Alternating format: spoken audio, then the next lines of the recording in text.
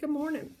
Today we're going to talk about one of Solomon's probably most popular stories, the Queen of Sheba visit. So the reading is 1 Kings 10, 1 through 13, or 2 Chronicles 9, 1 through 12. They're pretty much the same thing. So read one or the other. It's 1 Kings 10, 1 through 13, or 2 Chronicles 9, 1 through 12. So read those, pause me, and I'll be here when you get back.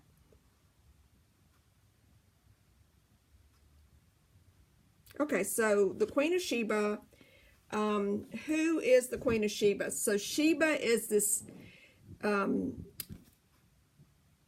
area, it's either Ethiopia or right across this little point of land in Yemen, or it may have been both. The Ethiopians today claim that they are descendants from Solomon and the Queen of Sheba, and they may be right.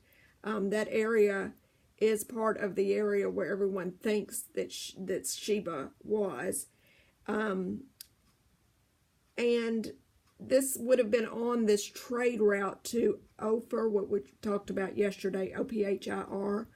And so the Navy may have put in there on their trip, so she learned about Solomon from them.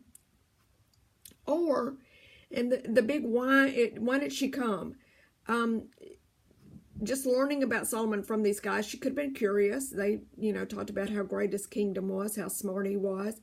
So she should have been curious if she was any kind of leader, and she might have wanted to learn from him. Or she could have wanted to open a trade route herself. She obviously had a lot of spices and gold and things to offer. So there's a lot of reasons she could have come. There is a question of whether she was coming to enhance her own kingdom, to possibly ensnare him. Again, these Ethiopians claim to be descendants from Solomon and the Queen of Sheba. Who knows? So when she gets here, she's obviously very impressed. I mean, we've got the buildings, we've got the great food, we've got the servants all lined up, we've got the wisdom of Solomon. He can answer all her riddles, he can answer all her questions. She is mightily impressed with this guy. And she says, "Praise be to your God." So she's not converting here. She is saying, "Your God, the God of Israel." And again, we've talked about this before, in that culture, the culture was that every country had their own God. So she's just acknowledging God as being the God of Israel, not of the entire world. And so she's, "Praise be to your God. He has given you great stuff, but he's given it to you." And she's kind of taking Solomon to task here. He's given you all this stuff and made you king to maintain justice and righteousness. And so it's a subtle reminder to Solomon that, you don't get all this for free. You got a lot of responsibility here. Something else that about her knowing about God and her knowing about Solomon. She may have been a descendant of Abraham.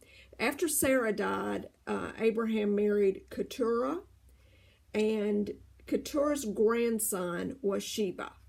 And it is thought that many of the Arab tribes were descendants from Keturah. So she could be Abraham's descendant, and therefore would have heard of God through her lineage. So she gives Solomon gold and spices and precious stones. She's given these gifts away. And Solomon gives her anything she asks for. So she takes away more than she brought. So this is a win-win for her. She's learned a lot. She's had a good time.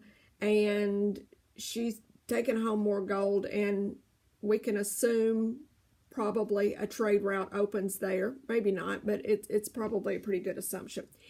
In the middle of all this, there's this reference to the men of Hiram again in the Navy bringing the gold from Ophir, and they also brought this algum wood.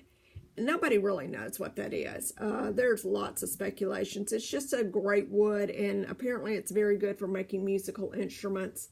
But there's no real,